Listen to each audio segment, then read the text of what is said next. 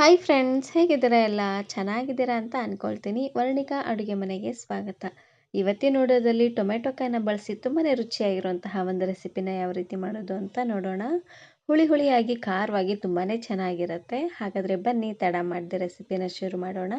ಇದನ್ನು ಮಾಡಲಿಕ್ಕೆ ನಾನಿಲ್ಲಿ 2 ಕಾಯಿ ಟೊಮೆಟೊನ ತೊಗೊಂಡಿದ್ದೀನಿ. ಪೂರ್ತಿ ಹಣ್ಣದಾಗೂ ಇಲ್ಲ, ಪೂರ್ತಿ ಕಾಯಾಗೂ ಇಲ್ಲ, ಸ್ವಲ್ಪ ದ್ವಾರ್ಗ ಇದೆ ನೋಡಿ. ಇವಾಗ ಟೊಮೆಟೊನ ಈ ರೀತಿಯಾಗಿ ಕಟ್ ಮಾಡ್ಕೊಳ್ತಾ ಇದ್ದೀನಿ. ಇದೇನು ಮುಂದಿನ ತುದಿ ಇರುತ್ತೆ ನೋಡಿ, ತುಂಬು, ಅದನ್ನು ಕಟ್ ಮಾಡ್ಕೊಳ್ತಾ ಇದ್ದೀನಿ. ನೋಡ್ತಾ ಇದ್ದೀರಲ್ವಾ, ಇದು ಪೂರ್ತಿಯಾಗಿ ಕಟ್ ಮಾಡಿ ತೆಗಿಬೇಕು. ಹಾಗೆಯೇ ಇವಾಗ ನಾನಿಲ್ಲಿ ಟೊಮೆಟೊನ ಸಣ್ಣ ಸಣ್ಣದಾಗಿ ಉದ್ದವಾಗಿ ಕಟ್ ಮಾಡ್ಕೊಳ್ತಾ ಇದ್ದೀನಿ. ನೋಡ್ತಾ ಇದ್ದೀರಲ್ವಾ, ಈ ಸೈಜಲ್ಲಿ 2 ಟೊಮೆಟೊನು ಇದೇ ರೀತಿಯಾಗಿ ಉದ್ದುದ್ದವಾಗಿ ಕಟ್ ಮಾಡ್ಕೊಂಡು ತಗೊಳ್ಳಿ. ಪೂರ್ತಿ ಕಾಯಾಗಿರುವಂತಹ ಟೊಮೆಟೊ ಇದ್ದರೆ ಅದರಿಂದ ಸಹ ನೀವು ಇದನ್ನು ಮಾಡ್ಕೊಳ್ಬೋದು, ಚೆನ್ನಾಗಿರುತ್ತೆ ನೋಡಿ. 2 ಟೊಮೆಟೊನು ಈ ರೀತಿಯಾಗಿ ಉದ್ದುದ್ದವಾಗಿ ತೆಳ್ಳದಾಗಿ ಕಟ್ ಮಾಡ್ಕೊಂಡು ತಗೊಳ್ಳಿ. ಹಾಗೆಯೇ ಇದ್ರ ಜೊತೆಗೆ ಒಂದು ಈರುಳ್ಳಿನ ಕಟ್ ಮಾಡ್ಕೊಳ್ತಾ ಇದ್ದೀನಿ. ಈರುಳ್ಳಿನೂ ಅಷ್ಟೇ ಇದೇ ರೀತಿಯಾಗಿ ಉದ್ದುದ್ದವಾಗಿ ತೆಳ್ಳದಾಗಿ ಕಟ್ ಮಾಡ್ಕೊಳ್ಳಿ ನೋಡಿ, ಈ ರೀತಿಯಾಗಿ. ಇವಾಗ ನಾನಿಲ್ಲಿ ಒಂದು ಪ್ಯಾನನ್ನು ಬಿಸಿ ಮಾಡಲಿಕ್ಕೆ ಇಟ್ಟಿದ್ದೀನಿ. ಪ್ಯಾನ್ ಸ್ವಲ್ಪ ಬಿಸಿ ಆದಮೇಲೆ ಇದಕ್ಕೆ ಒಂದು 2 ಚಮಚ ಆಗುವಷ್ಟು ಎಣ್ಣೆನ ಹಾಕ್ಕೊಳ್ತಾ ಇದ್ದೀನಿ. ಎಣ್ಣೆನ ಹಾಕ್ಕೊಂಡು ಇವಾಗ ಕಟ್ ಮಾಡಿರುವಂತಹ ಈರುಳ್ಳಿ ಹಾಗೆಯೇ ಟೊಮೆಟೊ ಕಾಯಿನ ಹಾಕ್ಕೊಳ್ತಾ ಇದ್ದೀನಿ. ಹಾಗೆಯೇ ಇದ್ರ ಜೊತೆಗೆ ಸ್ವಲ್ಪ ಕೊತ್ತಂಬರಿ ಸೊಪ್ಪು, ಹಾಗೆಯೇ ಖಾರವಾಗಿರುವಂತಹ ಒಂದು 2-3 ಹಸಿರು ಮೆಣಸಿನಕಾಯಿನ ಇದ್ರ ಜೊತೆಗೆ ಹಾಕ್ಕೊಳ್ತಾ ಇದ್ದೀನಿ. ಹಾಗೆಯೇ 1 ಗಡ್ಡೆ ಆಗುವಷ್ಟು ಬೆಳ್ಳುಳ್ಳಿ ಎಲ್ಲವನ್ನು ಹಾಕೊಂಡಾದ್ಮೇಲೆ ಇವಾಗ ಉರಿನ ಪೂರ್ತಿಯಾಗಿ ಲೋ ಫ್ಲೇಮ್ನಲ್ಲೇ ಇಟ್ಟು ಚೆನ್ನಾಗಿ ಇದನ್ನು ಈ ರೀತಿಯಾಗಿ ಬಾಡಿಸ್ಕೊಳ್ತಾನೆ ಹುರ್ಕೊಳ್ಬೇಕು.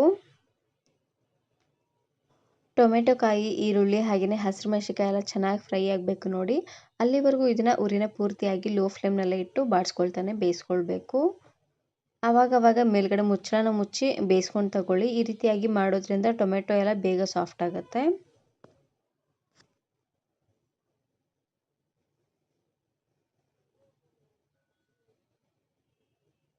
ನೋಡಿ, ಅವಾಗವಾಗ ಇದೇ ರೀತಿಯಾಗಿ ಮಿಕ್ಸ್ ಮಾಡ್ಕೊಳ್ತಾನೆ ಇದನ್ನು ಬೇಯಿಸ್ಕೊಳ್ಳಿ. ಎಣ್ಣೆ ಸ್ವಲ್ಪ ಕಡಿಮೆ ಅಂತ ಅನ್ಸಿದ್ರೆ ಇನ್ನು ಸ್ವಲ್ಪ ಎಣ್ಣೆನ ಹಾಕ್ಕೊಂಡು ಈ ರೀತಿಯಾಗಿ ಚೆನ್ನಾಗಿ ಇದನ್ನು ಫ್ರೈ ಮಾಡ್ಕೊಳ್ಳಿ.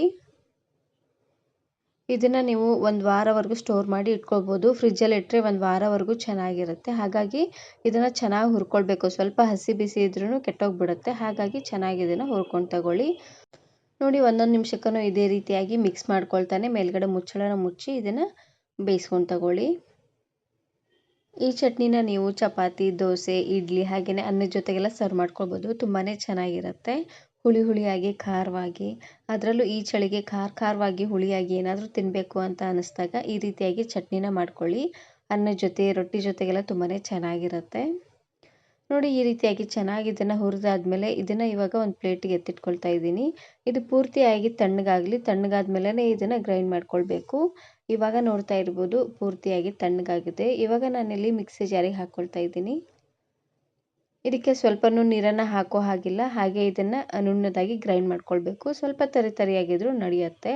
ಹಾಗೆಯೇ ಇದಕ್ಕೆ ಒಂದು ಅರ್ಧ ಕಪ್ ಆಗುವಷ್ಟು ಶೇಂಗಾ ಬೀಜನ ಹುರಿದು ಹಾಕ್ಕೊಳ್ತಾ ಇದ್ದೀನಿ.